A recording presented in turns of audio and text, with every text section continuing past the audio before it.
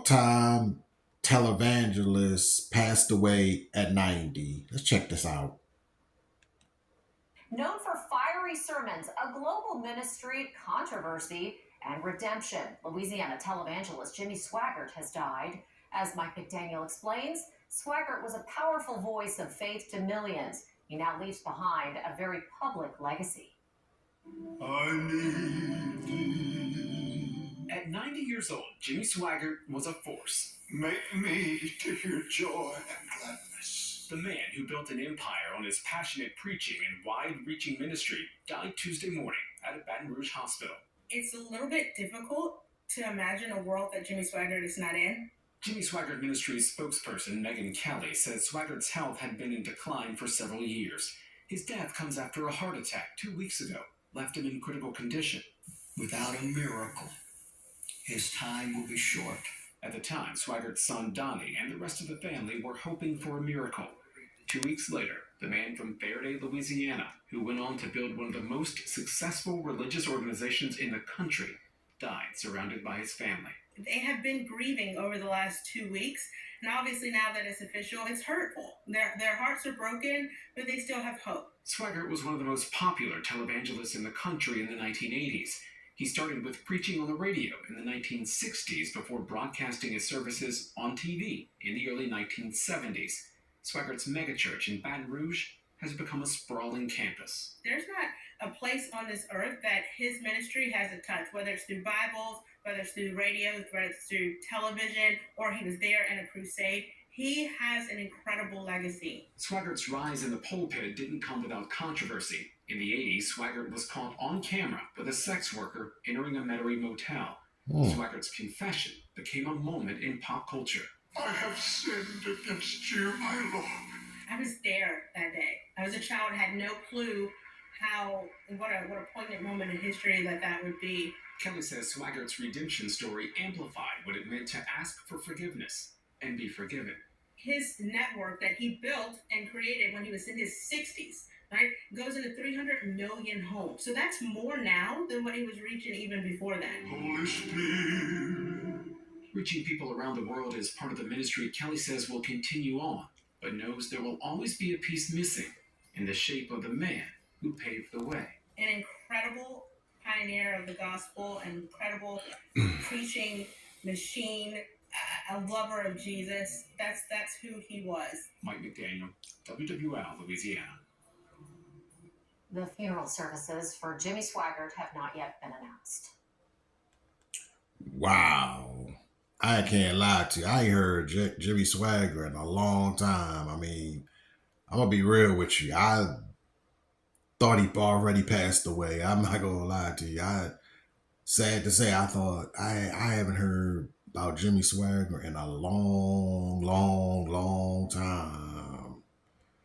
Wow. I mean, that's crazy. He passed away yesterday. I mean, prayers go out to his family. Prayers go out to the people that know them. I mean, this sad situation, sad thing to happen. But when it's time for you to go, God got your number. It's sad, like I said, it was time for him to go. And like I said, I used to watch him on TV or something. I wasn't really, I mean, I used to watch his stuff, but I don't know, something about him I just wasn't into, but he was a long time evangelist, and especially in the 80s, and what he went through and all that. I mean, at least he confessed to it. Some of these pastors don't. Some of these pastors don't confess what they do. At least he, cried out to God to forgive him. But like I said, I ain't heard from Jimmy Swaggart in a long time. And I'm going to be honest, like I just said, I thought he was already gone, but you just never know. You never know what, when your time is gone from here. Let's see if it's some more news on. Let's see if some more news. Let's go to. Let's see what's going on in Philly. Known for fiery Oh no, sermons. I don't need you. Let's go. Let's see what's going on in Philly. Roughly 9,000 Philadelphia city workers on strike for 22 hours now, and there appears to be no end in sight. Members of District Council 33 on the picket line and off the job, with no negotiations today after talks broke down last night. But some employees are being ordered back to work temporarily with court orders, and that includes 911 dispatchers and workers with the water department. We have team coverage here on the strike with DC 33 with our Dawn Timoney at Philadelphia International Airport, one of the many places impacted. But first, let's head on out to our Steve Keeley and see if the trash is piling up and tensions are rising. Look, you just said no end in sight. Well, how about this? No sights with an end. And that's what we're looking at tonight. So here is the sign on the utility pole here. And you'll notice it reads, nothing beats a clean street. No dumping, maximum fine $2,000. So here we are, 18th and Catherine Streets here in lovely Graduate Hospital in the neighborhood. And look at this street. So there's barely enough room. There's about 10 inches left of sidewalk here on this side. So the Wait a minute. Let me the fire hydrant is about to be covered. People are still trying. Wow, that's a lot of trash. Woo, that is a lot of trash for real. That's a lot of trash that's on the street of Philadelphia. Wow. I hope they get that cleared up because that's a lot. I'm not gonna lie to you. I hope they get this stuff cleared up. Let's go. Popping off trash every few minutes here. And look at this pile. Now remember, yesterday we heard 15 times from city officials, no bulk dumping. But there are a lot of people that didn't listen to that. So you've got pallets here. People have left their trash cans after wheeling it here, not wanting to take it back home. More pallets. This looks like something that would be on under your feet in your car. You got pizza boxes, paintings. Look at this. Dawn Timoney would love this. A painting of a dog. We have an upside down painting of a swan. So we've got cardboard, we've got recyclables, and again, not much sidewalk left. Here's another trash can left. Now the water department's also among the strikers. They had a project, mid-project, so we've got a hole in the ground with a pipe sticking out and concrete all over the place. And this job, according to this sign, was supposed to be done by June 13th. So that's a little behind schedule now, even more behind schedule. So look at this dumpster. So it's full, and people are having to hoist the trash either into the pile or over the pile. And we did just see our first mammal here, and that's what everybody fears. So we just saw a raccoon who was digging into the trash, and you can see he got some food. So there you go. That's what everybody's worried about. Worse vermin. But you don't want to get bit by a rabid raccoon while you're throwing out your trash. So this is less than just a complete day one.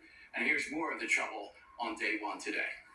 On my block and in different areas across the city, fire hydrants were turned on. And that's exactly what Skyfox captured this morning. Among the places where hydrants on both sides of the street were opened and flowing, just like what the mayor said she saw on both sides of her street too. What authorities are calling an attempt to sabotage the city's water system. We had collected footage and video of a car pulling over the top of the block, person jumping out, turning on the fire hydrant. I then learned that that was something that was occurring in different neighborhoods across the city, and that the strategy behind that, which is reckless,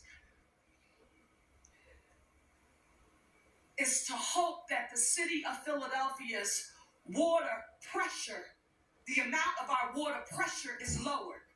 What we cannot have are acts of sabotage, obstruction, or worse, destruction of our city facilities, acts against our residents, businesses, and visitors, and our other dedicated employees who are filling in these roles. But what we cannot do is allow to others to vandalize and destroy.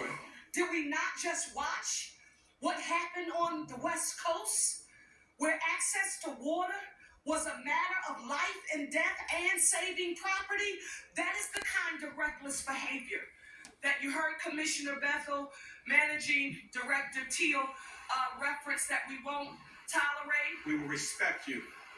We do respect you. But we cannot respect when you get outside of the bounds and engage in activity that is destructive or causes harm to others. And the city got some help from the courts, getting 3 separate injunctions. The first got essential water department workers ordered back on the job. The second, ordering 911 dispatchers off the picket lines at police headquarters and back manning the phone lines inside. A third injunction was a mass picketing injunction.